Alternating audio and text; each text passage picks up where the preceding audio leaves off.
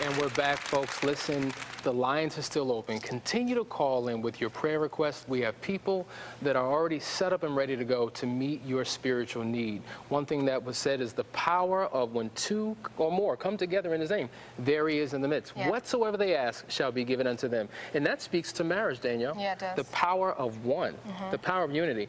And one thing that we've discovered is that some of the challenges that people face in their relationship is that they truly don't understand who their partner is. They don't know what makes their partner tick. Yeah. And even though they've been married for 10, 15, 20 years, it's almost like they're living with a stranger in their own bed. I've heard many women say, I just don't understand him, or he just doesn't get me, and it causes a lot of friction in the relationship.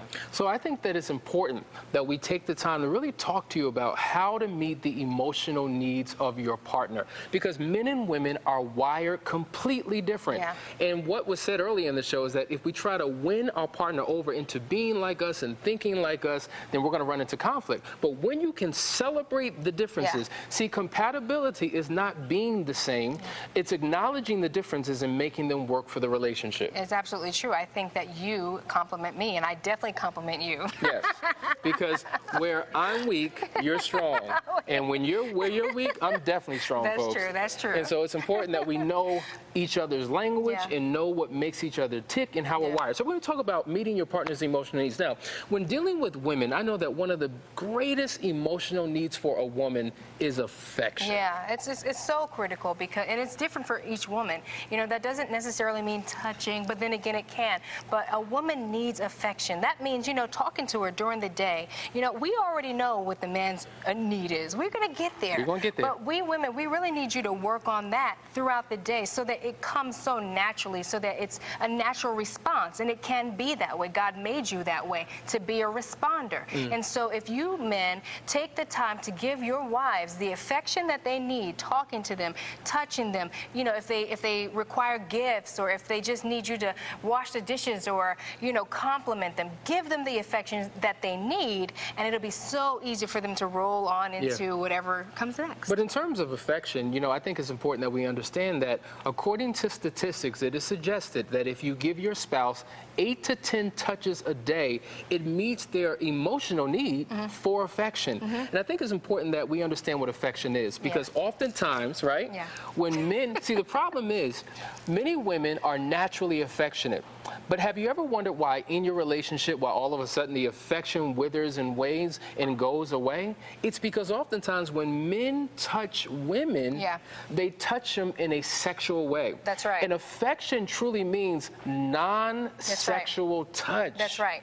Yes, I was just talking to someone, and you know, we were listening to something that was talking about how women will actually not touch, because we already know if I start touching him, then he's going to think that I want to go to bed. That's right. And it's not necessarily that. It's not that we don't want to touch you or be affectionate. We want to rub your shoulder. We want to hold your hand. We want to curl up. But sometimes that's all we want to do. And sometimes that's all a woman needs to get, for a man to reciprocate that affection, just non-sexual affection, and then everything else just comes naturally. So men, listen, I know it's difficult. I know it's hard. It's a major task. It's something that I've struggled with myself. But I want to encourage you to let you know that, listen, you can touch your wife in a non-sexual way by holding her hand as you walk in public, or caressing her, rubbing her shoulders, you know, cuddling up with her on the couch as you watch a television show or movie, just rubbing your fingers through her hair if she allows you to. Whatever it takes, just give her the touch that she's looking to, because the power of touch is important. Let me tell you something. It's been proven that babies, when they come out, if you don't give them enough touch, they will literally die. That is a fact. As a matter of fact, they have teams that come in and hug and rub little babies that don't have mothers. If their mothers passed away, they will have people come in and rub and kiss and cuddle the babies to keep them alive. So that is a fact. So if you don't touch within your relationship, your marriage may possibly die. Listen, let's talk about one of the most important emotional needs for a man. And even though women have a hard time understanding this, sexual fulfillment is actually an emotional need of a man. That's true. And I think that because it's not many women's need, not all, some, they don't understand how important it is to a man. You had to help me understand that. You had to help me by giving me an example of one of my emotional needs. So when you, even though it's not your emotional need, when you broke it down to me to understand, this is your need and this is mine. Just as important as it is for you to have this is as important as it is for me to have my sexual needs fulfilled. And once you made that crystal clear to me, even though it's not my need and I don't feel the need the same way as you do, I was able to understand and, you know, just give you what you needed. Listen, folks. A need is not a want. A need is like food, water, shelter. You need it in order to survive. And so when it comes to a man, sexual fulfillment in a relationship, in a covenant marriage is very, very important because for many of us, it is the way that we connect. Yeah. And when you understand what sex actually is, it has many purposes. Yes, it's for procreation, but it's also for communication. It's also for recreation, and it's also for release. It is important that you come together with your spouse in a sexual way on a consistent basis in order to have that emotional connection and to fulfill your husband in the way that he needs to be met. Does that make sense? Absolutely true. Absolutely true. Now, let's go to the second emotional need for a woman. Yeah. Gentlemen, pay attention. It is intimate conversation. Yes. How important is conversation in a relationship? Okay, please, men, husbands, don't talk to your wife while you're texting on a cell phone. That is not intimate communication. You know what that does? That makes us very angry. We need your undivided attention because it's sincere. We believe you actually care about what we're saying, even though we know that you hear want, want, want, want, want. But we need you to give us the attention that we need. We need eye-to-eye contact. We need to feel that you actually care about what we care about. And if you can give us that, then we are fulfilled. We don't need to know what's really going on in your mind, but we need you to act as if you are into what we're saying and that you care about what we're saying. And hopefully you actually do. Yes. Now, when you're dealing with intimate conversation, it's really coupled with quality time. Yeah. And I think a lot of times people get confused because if I'm watching a movie with my wife on the couch and our attention is on something else, we have what is called physical proximity, where we're physically close to one another, but it's not necessarily an expression of quality time to be able to have intimate conversation.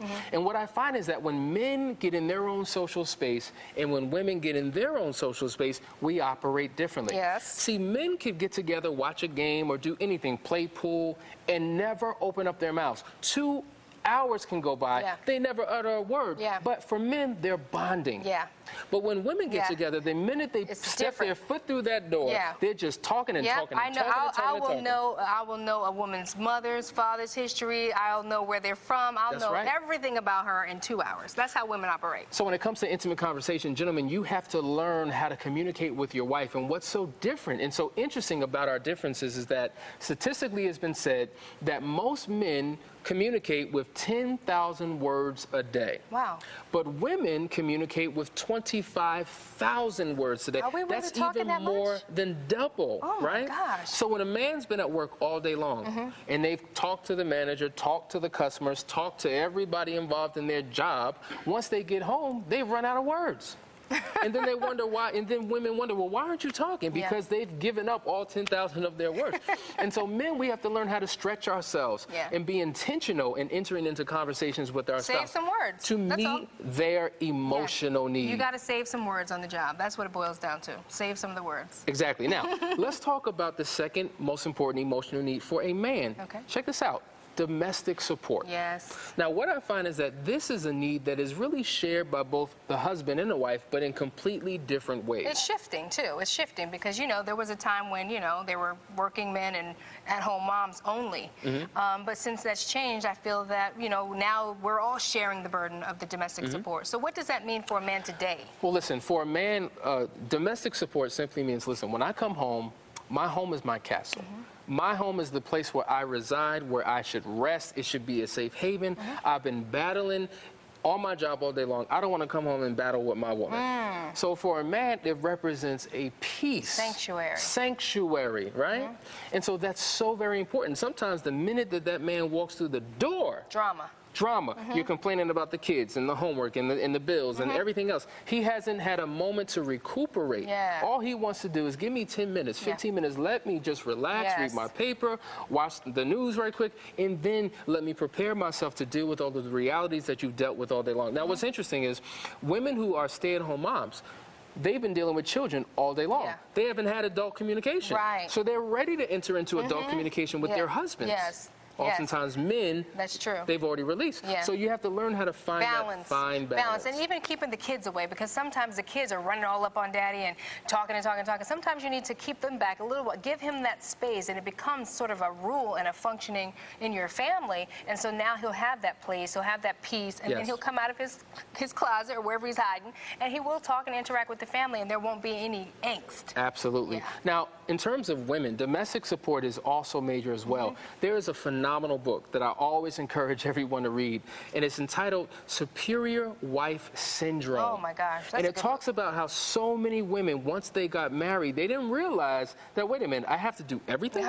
So they went from working a 9-to-5 job to coming home to working another job from 5 to 9. Right. So she's coming home, she's handling the food, she's handling the homework, she's dealing with, I don't know, the classroom assignments, she's dealing with bill, just all of the responsibilities of the marriage, and she feels as if the burden is on her. Yeah. And so when men don't step up to the plate and assist and compliment her in terms of contributing to the work of the home, it's burdensome on her. Yeah. So she's looking for domestic support that comes through chores and delegation of responsibilities, and that gives her the peace that she's looking for in it's something that can be scheduled, like we did. You know, I was bogged down, and we had to schedule time for me to just go. Maybe go away for an hour or two, or maybe go away for a day or two, a weekend, a week.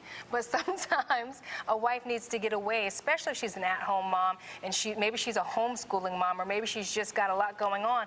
A wife also needs that domestic support, and sometimes a man has to just give her a break from all that, because it's natural for us to help. We are the helpmate. So even though we're working, we a lot of times take the lead in the domestic responsibilities at home, washing the clothes, cooking, taking care of the kids, making sure they're neat and clean and everything like that. And so it's so important for a husband to acknowledge that about his wife, appreciate that about his wife, and make sure that she gets the release that she needs. Right, because unfortunately so many women are complaining that their husbands are incompetent, that they don't have the skill sets for a marriage. Now what's different is there's a major difference, folks, between a relationship and a marriage. And each thing comes with different sets of skills. Your relationship is how you relate to one another, how you interact with one another, how you communicate, how you meet each other's emotional needs.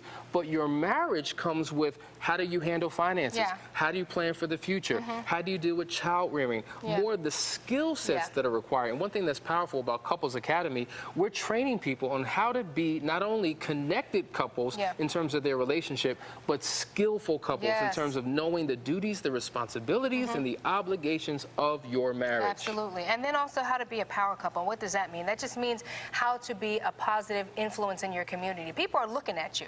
People, you know, you're a Christian, you're representing family. There's not a lot of that going on. People need to see that. And we believe that we represent God's footprint on the earth. Marriage was one of the first things that he designed. I mean, marriage is a God idea. It's a God idea. So if it's a God idea, then it's a good idea. And we want people to learn how to be powerful examples in their community. Powerful, Danielle. Let's go to the next emotional need. We're going to run out of time, but we got to get through some of these. Listen, the next emotional need for a woman is financial support. Now, you may be saying, folks, wait a minute, what does emotions have to do with finance? But it means a lot to a woman. Explain the importance of a man who meets the financial need of a woman. It is, like I said, wheels are turning. There are husbands and wives that, you know, make money and they do it equally. But it is important for a woman to feel a sense of security in her husband. Does he have a plan at least? He may not even be the one working right now, but does he have a plan? Does he have a goal? That gives a woman a sense of security because she feels like, okay, we're going somewhere. We're not sitting here stagnant. It's not always going to be like this. Even if it's good, it may not always be like this. It might get better. But a wife really needs to feel that her husband has her back and that she is stable financially, emotionally, and in every way. Listen, and if you're an individual who's struggling with your job, you're making menial amounts of money, listen, as long as your wife knowing that you're doing the best that you can do. Listen, the point is, it seems as though we're in a society today where women have outpaced our men. They have education, they have the jobs, they're making more money. According to Time magazine, it even said that women are the richer gender or the richer sex. It suggested that men are now the #1 benefactors of marriage. So we've seen a role reversal. There was a time when we had pretty women and working men. Yeah. But it seems today we have a whole lot of pretty men and working women. Right. Right? We It's so switch true. roles. We've switched and so roles. we have to learn how to bring things back in order. Yeah. And even if your wife is making more money, that's okay. Yeah. One of the challenges is that the reasons why our relationships don't work is because we have a poor relationship with our money. Yes. We think because I make more money, I've got more power, I'm making all the decisions. But wait a minute, God placed things in a specific order, regardless of how much is coming from either partner or the other. And so once you understand God's system in the earth and for your relationship, money and power, that will never be an issue. It'll never be an issue. It's a fact. And, you know, we have had ups and downs, and we've run businesses, and there was times when I was making the money, more the money, and there was times when you were making more the money. And listen, it's a balancing act. And is it really about the money? No, it's about what is your purpose in God and where are you going with the money. The money is just the resource. It's just one of the many resources, just like water. So I think we're putting too much weight on who's making what and where's the money coming from and who's controlling this or that. Yes. Listen, we're winding down. Yeah. I wish we can get all to 5 emotional needs of a man and woman. But listen, I just want to encourage all of the men that are listening right now. Listen, if you want to be the man that God has called you to be, I want you to realize that there are 4 pillars of a man's heart. Pillar number 1 is the pillar of a king. And a king is given a vision in order to provide. The second pillar is the pillar of a warrior. A warrior is given strength in order to protect. The third pillar of a man is the pillar of a friend. A friend is given love in order to connect. And the fourth pillar of a man is that of a mentor. And a mentor is given vision or wisdom in order to teach. And if all of those pillars are remaining erect in that man, he can be the man that God has called him to be. Listen, we thank you for listening. We have one more wonderful selection by our wonderful Sojo Ministries. Yeah. Have you been blessed by that? I really have. I'm getting all the music. They just told me how to do it. I feel like a nut because I didn't know about iTunes, but they told me what to do. You didn't know about iTunes? I didn't know how to download. That's another conversation for another Yeah. time. But listen, enjoy the music ministry of Sojo Ministries.